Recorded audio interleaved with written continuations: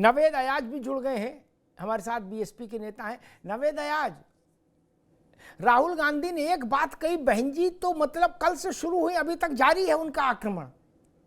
मैं जब देखता हूं एक्स तो 3-4 वो पोस्ट खड़का देती बहन जी, और खड़काते खड़काते यहां तक आ गई, बताइए कांग्रेस तो भाजपा की बी टीम है। कुछ तो सस्ता लो, सब बढ़िया लो, इसमें क्या खास बात है? थोड़े में ज्यादा स्वाद, यही तो है इसकी खास बात। प्रायोजक हैं cancer healer centre, a new beginning.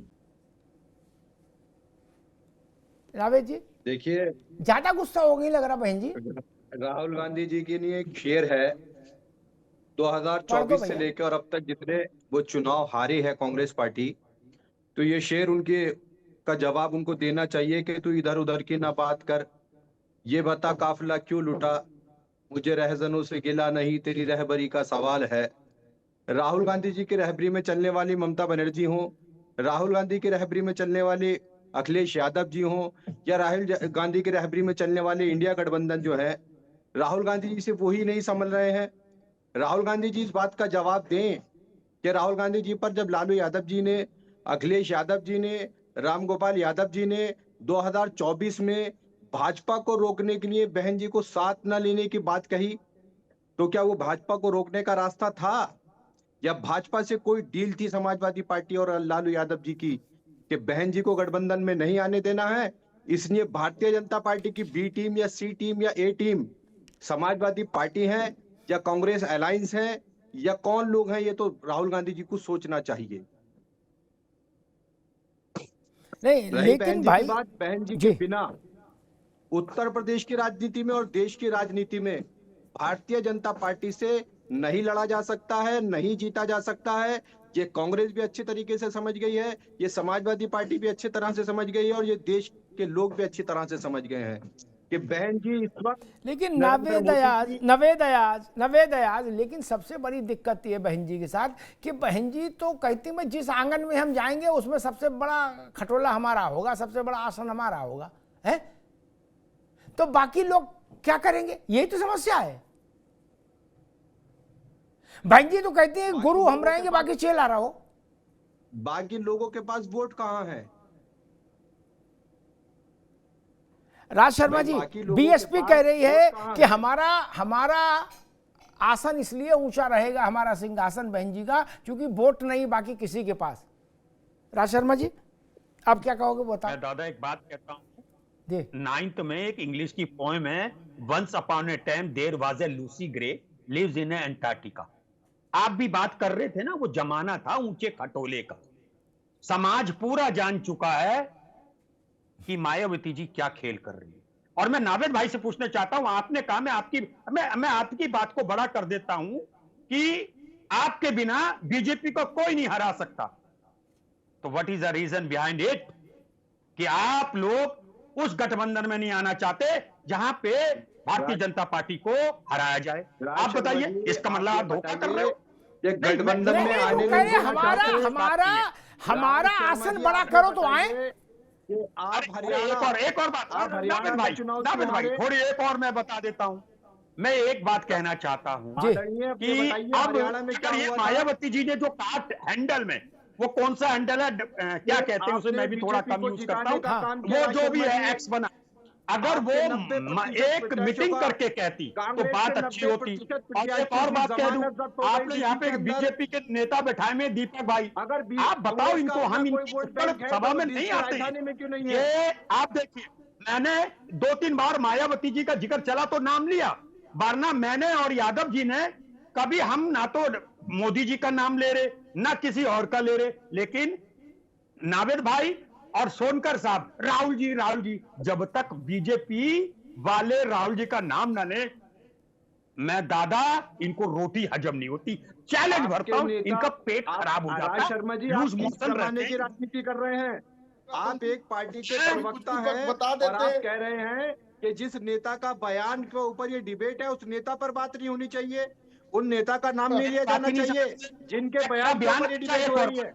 एक और बात, अगर बयान दिया, ये बताएं राज शर्मा जी कि आप कौन? बयान मेरे नेता ने दिया, अरे बोले तो बीएसपी के नेता बोले, आप ये कमल का निशान एक बार याद रखना, ये कमल सनातन में बहुत पूज्य होता है, जब इसको पीछे या यहां लगा लो, झूठ नहीं बोलना है, फिर झूठ नहीं बोलना है, ये याद रखना।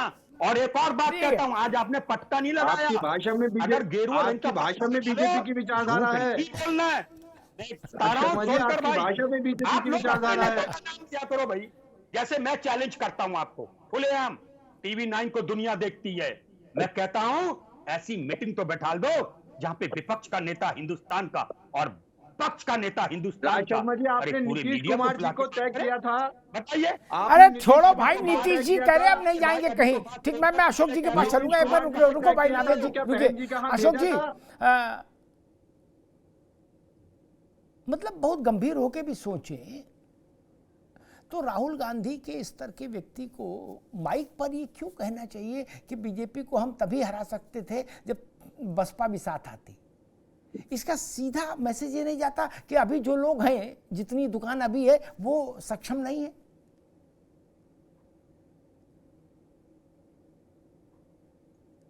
और अभी तो राष्ट्रीय स्तर पर कोई चुनाव हो नहीं रहा, लोकसभा का तो होने नहीं जा रहा, विधानसभा का है, तो विधानसभा में भी अभी 27 में है, अभी समय है। फिर ये सर्टिफिकेशन क्यों कि बीएसपी और कांग्रेस अकेले भाजपा को नहीं हरा सकती। अब ये सर्टिफिकेट कोर्ट होगा हर जगह, आपके वे राजनीतिक विरोधी इसको हर जगह इस्तेमाल करेंगे, मंच से नहीं करेंगे कि राहुल गांधी ने मान लिया कि हाथ और साइकिल मिलके कुछ नहीं कर सकते। अशोक जी देखिए अमिताभ जी, वो जो राहुल गांधी जी का जो जहां तक बयान की बात आप कर रहे हैं, उसमें हम लोगों को ये लग रहा है कि उनका मैसेजिंग उन वोटरों की तरफ था, उनका मैसेज उन वोटरों की तरफ से था, उन वोटरों की तरफ था जो वोटर आज पीडीए समाज के वोटर हैं और वो बहन जी से जुड़े हुए हैं, बसपा से जुड़े हुए हैं। और राहुल गांधी जी ये अपना मैसेज देने की कोशिश कर रहे थे कि अगर इस आंदोलन में, जो कि धर्म और अधर्म का जो युद्ध चल रहा है, इस युद्ध में आपको कहां खड़ा होना चाहिए। उन बहुजन समाज के सम्मानित वोटरों से पूछने की कोशिश कर रहे होंगे कि आपको कहां खड़ा होना चाहिए। और आप अगर जहां खड़े हैं वहां खड़े होने से भाजपा को रोकना थोड़ा मुश्किल लग रहा है, तो आपको ऐसी जगह खड़ा होना चाहिए कि जहां पर आपके खड़ा होने से भाजपा को रोका नहीं। अशोक जी, वो अशोक जी, इस बात से मैं पूरी तरह इत्तेफाक इसलिए नहीं रखूंगा क्योंकि तब राहुल जी उतने समझदार है, तब वो कहते कि दलित बहुजन समाज के लोग, वो बहन जी की चर्चा कर रहे थे, समाज की नहीं, स्पेसिफिकली बहन जी की चर्चा कर रहे थे। नहीं, इतने बहुआ थोड़े ना वो समाज बोलते, वो बहन जी की चर्चा उनका मैसेज। जी जी जी, अब आपको इंटरप्रेट करना, उसको कैसे इंटरप्रेट कर रहे हैं, लेकिन वो आपका बात है। लेकिन हम लोगों को जो उसका इंटरप्रेशन समझ में आ रहा है कि जो पीडीए समाज का जो आंदोलन आज इंडिया का अंदर लेकर के चल रहा है, कि जो कास्ट सेंसस की बात हो, पीडीए समाज के हक और हकूक की बात हो, इन मुद्दों को, इन आंदोलनों को कौन कर रहा है। इन आंदोलनों को अगर उत्तर प्रदेश में देखा जाए तो समाजवादी पार्टी के नेतृत्व में इंडिया गठबंधन चला रहा है, बिहार में आरजेडी चला रहा है, इसी तरह से हर राज्य में डीएमके वगैरह चला रहे हैं, साउथ में तो हर राज्य में लोग चला रहे हैं। लेकिन इस दौर में उत्तर प्रदेश में जिस जगह पे बहन जी को होना चाहिए था, उस जगह पे अगर अशोक भाई अपने दल बल के साथ, ठीक है अशोक भाई, इसमें ठीक, लेकिन अगर अभी नहीं है जी, तो उसका क्या मतलब मैसेज क्या जा रहा है, यही उनको मुझे लगता है कि मैसेज देने की कोशिश कर रहे हो। ठीक, मैं दीपक सोनकर के पास चलूंगा, लेकिन एक बात कह के जाऊंगा कि 2024 के लोकसभा चुनाव की जब रणनीति बन रही थी तो इंडिया गठबंधन के बीच में इस मायावती जी को लेकर बहुत बार चर्चा हुई और हर बार समाजवादी पार्टी ने साफ साफ वचन मांगा कांग्रेस से कि मायावती जी के साथ कोई हॉबनॉबिंग नहीं होनी चाहिए, वो इसमें एंट्री नहीं रख लेंगी। रामगोपाल जी ने प्रश्न उठाया, उनको खड़गे जी ने उत्तर दिया कि नहीं होगा।